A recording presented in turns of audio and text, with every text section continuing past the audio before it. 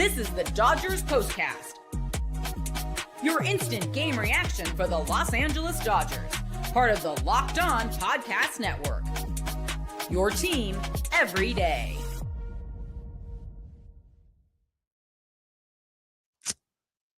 The grind keeps rolling on. Welcome to the Locked On Dodgers Postcast on the Locked On Dodgers YouTube channel, the place to hang out when every game is done. Dodgers come to the ravine tonight with not a lot of gas in their tank. Didn't seem to have the same sort of energy and mojo that they brought to the ravine, to the stadium last night. I am Pete Fox, host of the Locked On Dodgers Postcast. We come in right after the game and give you some instant reaction and break it down for you. I've been covering sports in LA dating back to 2007 for ESPN LA Radio and NBC Sports Radio. 6-2 the final tonight. 3 takeaways, 3 things that stuck with me about this game. Losing to the Angels? Really? It's the Angels, for crying out loud. A Mike Troutless Angels at that. And it wasn't really even close. Dodgers never even threatened. Listen to ADK or AdK. I mean, honest to God. Hi, Pete. It's kind of how I feel. The Angels? It's funny because I used to be an Angel fan. I am not anymore. I don't hate them, but I used to go both ways. Like, I would root for both of them. Back when Artie Moreno wasn't involved. But yeah, ever since then, it's just been a completely different organization, and they are just muddled in mediocrity and don't seem to care or want to get out of it. So I'm just like, yeah, even Angel fans are like, they don't even, you can't even talk trash to an Angel fan because they're like, yeah, we suck. We're terrible. What? They're just diehard and they're like, that's cool. They were so excited when the Angels started off like 9-3 or whatever. But even them, they were like, it's not going to last. We know this. We're going to be bad. We're always bad. Another thing that was just crazy about tonight was the 5 GIDPs grounding into double plays 5 times, setting a franchise record, either setting it or tying it or whatever. It's just not something that happens a lot. 5 grounding into double plays, craziness. And you could just tell this is normally, or last night rather, was normally an off night for most of Major League Baseball. That's the schedule. You don't go necessarily very often from one series to the next without a break. So you could see after the Dodgers boat racing the Oakland A's or Sacramento A's or just A's, 19-2 last night took a little bit out of them. And tonight they just didn't have much of anything. Moncada with a home run early to get things started for the Angels. Time to reveal where the game was won or lost. It's the turning point. That would be it. Early on in this one, Dustin May struck out Zach Neto. He had 8 Ks, by the way, tonight. That was nice to see, but he did suffer the loss. He had the sinker working and the sweeper.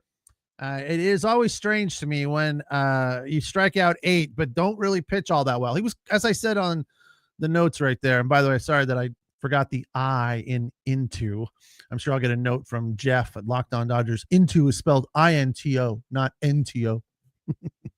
But the sinker and the sweeper were working for Dustin May tonight. He just didn't have the normal sort of dominance. But this is 2 just average outings for him. He struck out Zach Neto to start the game, walked Shanuel, and then Yoan Moncada hit one 383 feet, and that was the turning point of the game. 2-0 Angels. They went on to lead 4-0, then 4-1, and Shohei Ohtani hit a bomb in the 8th inning for the Dodgers to make it a 2-run game. That would be as close as they got. This is the Locked On Player of the Game. Yeah, it's a tough one. There's just not a lot of people you can hang a star on today. I guess we have to give it to Shohei with honorable mention to Haesung Kim. Will Smith did have 2 hits, 2 for 4, but Hae-Sung Kim, before we get to Ohtani's night, extended his on-base streak to 9 consecutive at-bats, 2 shy of a Dodger record from the 50s, which would have been obviously 11, but stopped at 9. So 2 for 3 tonight for Hae-Sung. Shohei Ohtani, 2 for 3, an RBI, his 16th home run, which I believe gives him the lead. I don't know if it's all of baseball or it is just for the National League. Yes, leading all of baseball, surpassing Aaron Judge. So that earns him player of the night all by himself. Shohei Ohtani, a bomb. That was a no doubt 416 footer to center field. This is what you'll be talking about. That the Dodgers lost to the Angels. But it is that big brother, little brother sort of thing. Somebody mentioned it here in the notes. The Angels always come to play against the Dodgers. Just with a lot of energy, throw the records out the window kind of a thing. They just always want to beat the Dodgers. And I get it, right? Especially at Dodger Stadium. So it makes sense. But, they come in with an 18-25 record. I mean, there are stories all over the place about, is Ron Washington getting fired? So they had lost, they've been losing. It's like they lose 2 out of every 3. So they won 2 against the Blue Jays, and they lost 1 to the Jays, and then lost 1 to the Orioles, lost 2, and then beat the Orioles 1. So they lost that series. They won the Blue Jays series, lost the Tiger series before that. Obviously, Tigers are best record in baseball now with the Dodgers lost tonight. So the Orioles beat the Angels 2 out of 3. The Padres beat the Angels 2 out of 3. So Dodgers will probably win the next 2 and win the series 2-1. It's the Locked On Dodgers postcast. Let's see. Tim G has a funny comment here. I have the feeling when they scored 19 yesterday that the offense would be deflated today. Refractory. Well said, Tim. Yeah, of course, anytime there's a blowout like that in the dugout or post game, I'm sure there were reporters in there like my buddy Mark. So I bet you would have liked to have shared or saved some of those runs for tomorrow. And after the break, I'm going to tell you my story of that comment to Joe Torre and how it went down here in just a minute, because it wasn't good. It's the Locked On Dodgers postcast on the Locked On Dodgers YouTube channel. Tonight's episode of the Locked On Dodgers postcast brought to you by Game Time. It's where you find tickets to not just baseball, not just sporting events, but all kinds of events, comedy, theater, et cetera, et cetera. And if you want to go last minute, especially to a ball game with friends or family, this is the way to do it on the cheap. And you suddenly realize that it's time to go to a game. Like a lot of times, I know when I wasn't doing the reporting thing as much, I wasn't going to, half of the entire season. When I was just a fan, I would be like, we got to go to, 5 games, 10 games, whatever it is. And, it always ends up being less unless you get into a situation where you've got a friend with season tickets or you buy into a season ticket package and you're kind of forced to go.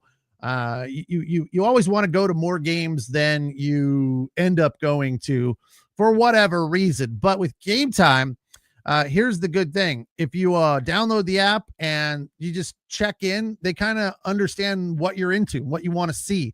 And every time you check in, they'll be like, hey, Angel tickets are on sale. Dodger tickets are on sale. Comedy, theater, whatever. And they kind of know your tendencies and give you recommendations and help remind you.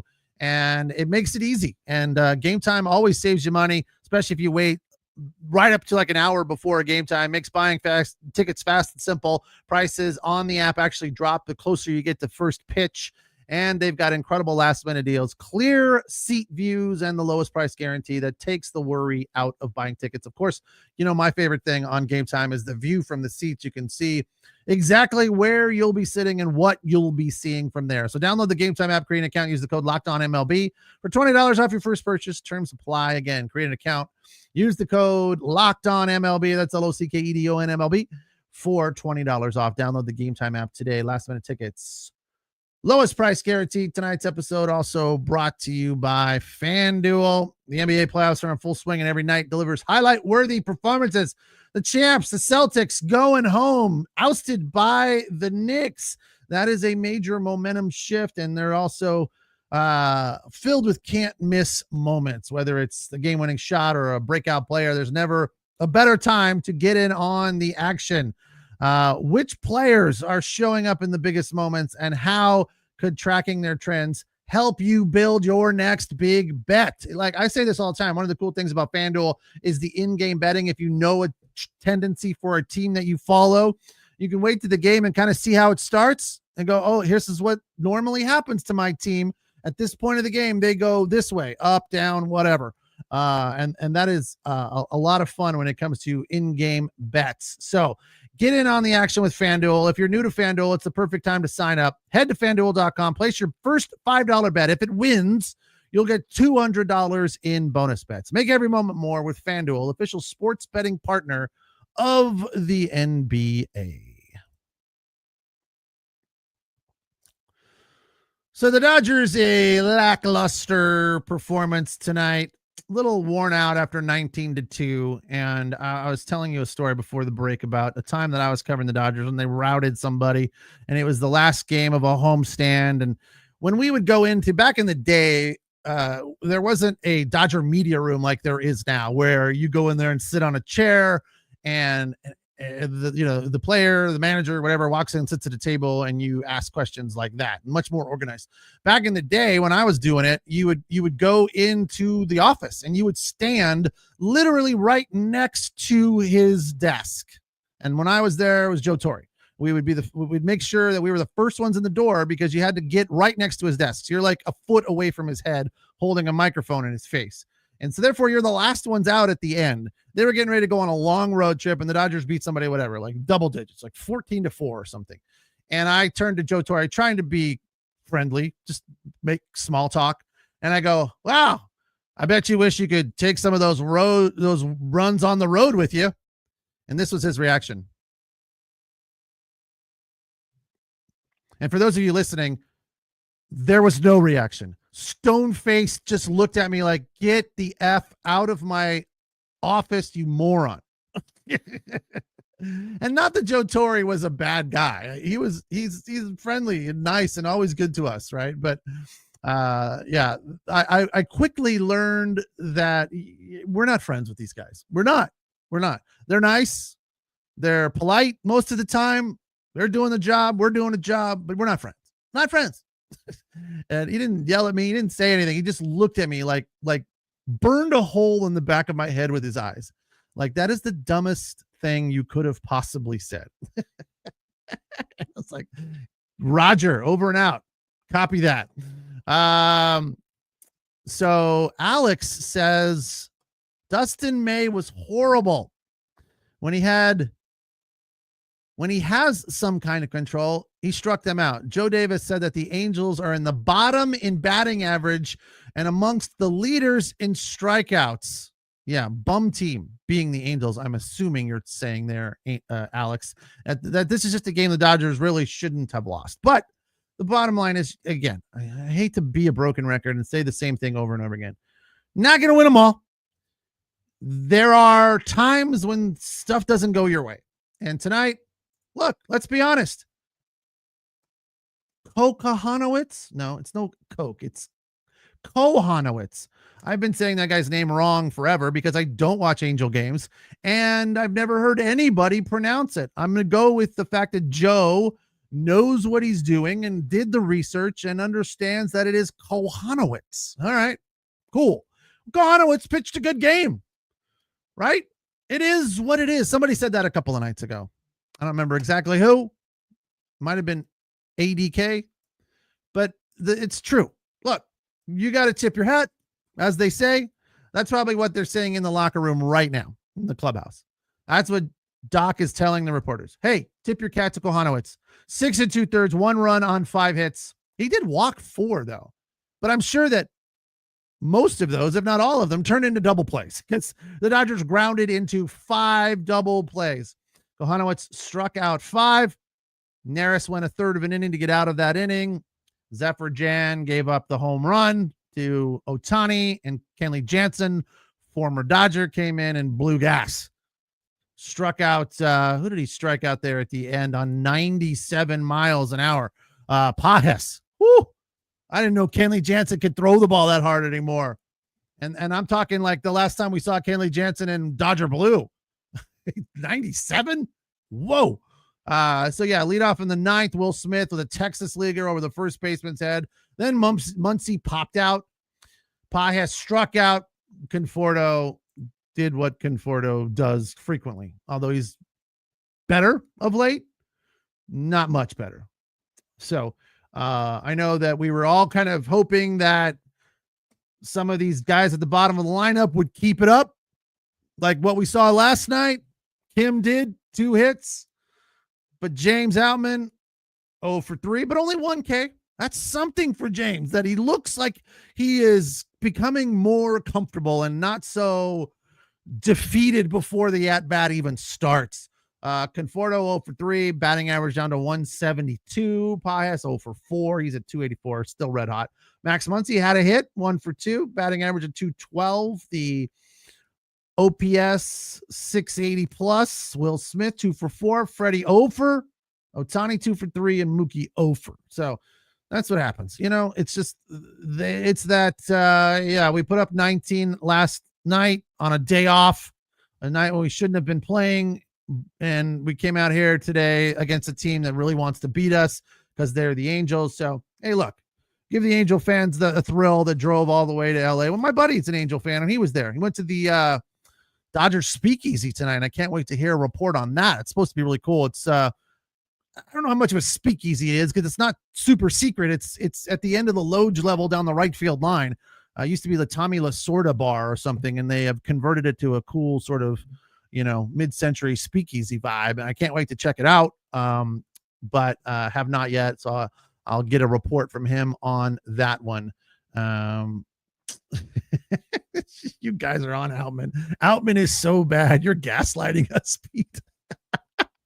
That's funny. Yeah, he's not good. Look, I'm with you. And as I said yesterday, I was talking to his uncle, and nobody can figure out what's going on, but it's clearly all in his head. I do think he deserves a little bit more of a runway and a little bit more of an opportunity than he's had. And he's looked really bad, but just because of yesterday, the numbers still are okay, right? So that's a little bit of life and a little bit of positivity. But he's had a grand total of 24 at bats. I mean, are you ready to pull the plug after 24? Don't you think he deserves 50 at least? I mean, he's not a rookie. He had a great rookie season. He had a bad season last year. Got sent down. I'm not going to sit here and tell you he's good when he's not. I've been on him worse than most people, considering he's my buddy's nephew. So I'm not going to sugarcoat it. When it's bad, it's bad. And he's been bad. I think he's looking a little better. Right. And I do think they're going to give him more of a runway especially because Teo's hurt. They need outfielders. So you guys all wanted them to bring up Dalton Rushing, and they did that. So I know there's probably another guy or two down there that you could bring up and see what he's got. But I think the runway's got to be a little bit longer for James, especially because he started to look a little bit better. Right now, if he goes up there and strikes out the next 12 times in a row, I'm with you. Or even 6 times in a row. Yeah. Pull the plug. We're done. But I don't think we're there just yet, because tomorrow he could go 3 for 3. Right. And he could have a brilliant weekend, just like Andy Pajes did, and turned his season around. So they're not there just yet. This game is day to day, and it's a long season. So I fully believe that the Dodgers will turn things around and win tomorrow, and probably win this series, because it's the Angels, for crying out loud. I mean, they lost to the Angels. That's the takeaway from this game. They lost to the Angels. It's the Angels. All right, tomorrow, a little bit earlier for a Saturday, 6:10 at the Ravine. Former Dodger Tyler Anderson will take on Clayton Kershaw, making his season debut. Oh, I can't wait to hear the comments after that. It's the Locked On Dodgers postcast on the Locked On Dodgers YouTube channel, the place to hang out when every game is done. Don't forget to check out Jeff and Vince with the Locked On Daily Dodgers podcast. They're off for the weekend, but they'll be back at it Sunday night. I'll be here tomorrow to break it down for you. Talk to you then. Have a good night.